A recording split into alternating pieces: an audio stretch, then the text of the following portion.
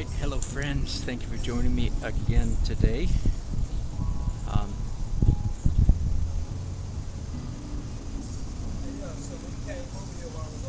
So evidently I just couldn't live without you, right?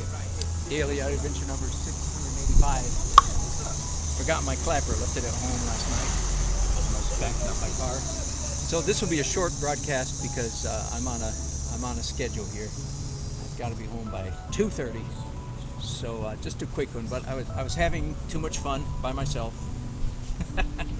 Decided, all right, it's time to share this with folks. Final edit layer.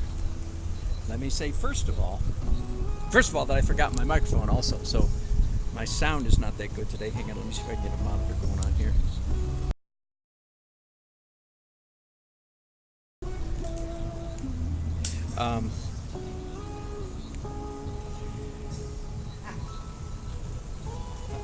One general broad statement I'd love to make is if you can by chance find a painting technique where you enjoy every distinct step of the process, then stick with that technique. That is, I consider myself an extremely blessed man and blessed artist because by the time I finish each stage of the painting process, I'm itching to get on to the next one. It's like right now, it's like, oh man, cool, good. It's final edit time, and I'm all excited about it. So, of course, you don't have to paint the way I do. That goes without saying. Too late, I already said it. You don't have to paint like me, but I do strongly recommend, if you can at all, find a way to. Well, no. I'll say it this way. You will know that you've arrived at a good painting technique if when you get to the point where every new layer, stage, phase of the painting process that comes along, you're excited about it, and that certainly describes me. So again, I consider myself very, very blessed in that regard. Okay, final edit layer. What's the difference between, say, this and the last layer? Well, no, the last layer you saw me do, which was the fuzz layer. The difference between this and the fuzz layer is this is not nearly as, it still has some soft edges, but it has some hard edges as well.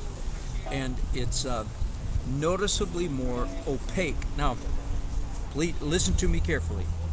Many times, I used to call this the light opaque highlights layer, and that's a decent description too. The problem is, or the confusion there is, that even though I'm painting with opaque paints, most of the marks that I put on the canvas are actually not opaque. They are actually translucent. So you understand that opaque paint, like what's down here in my palette right now, I'm mixing white. That's opaque paint, right? Opaque paint applied very thinly is translucent. Likewise, and if I do it over wide areas, then that's called scumbling. I don't want to do scumbling here. I want to do real painting. And forgive me, in the last couple weeks, I've been trying to describe the difference between scumbling and what I'm here calling real painting. Is where you put down a mark, you put down paint with your brush, and you can identify it as a brush stroke. Does that make sense? You can see that the artist took his brush and went thus and so.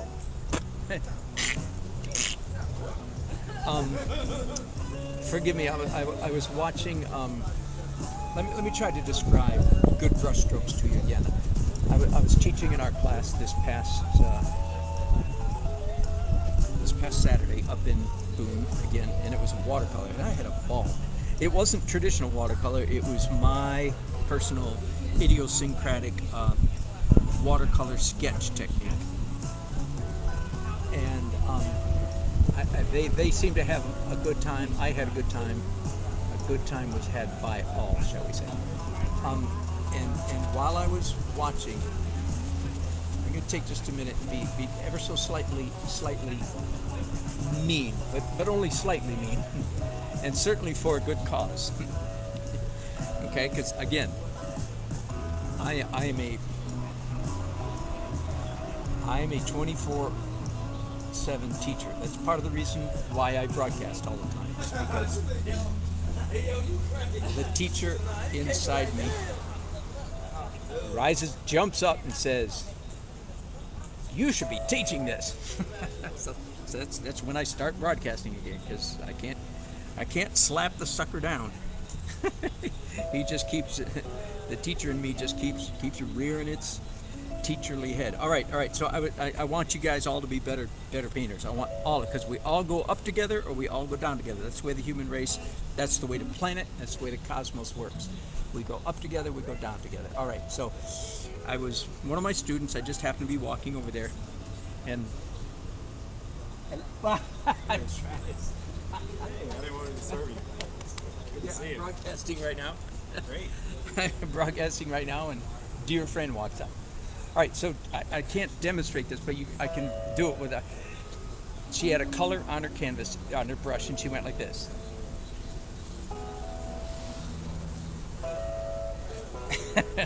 In other words, this lady had a brush vocabulary of one mark. She made one mark. It was this.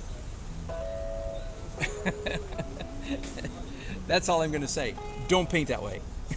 Don't paint that way. Anyway, I'm going to pause you guys for a minute so I can talk to Travis. I'll be back in a minute.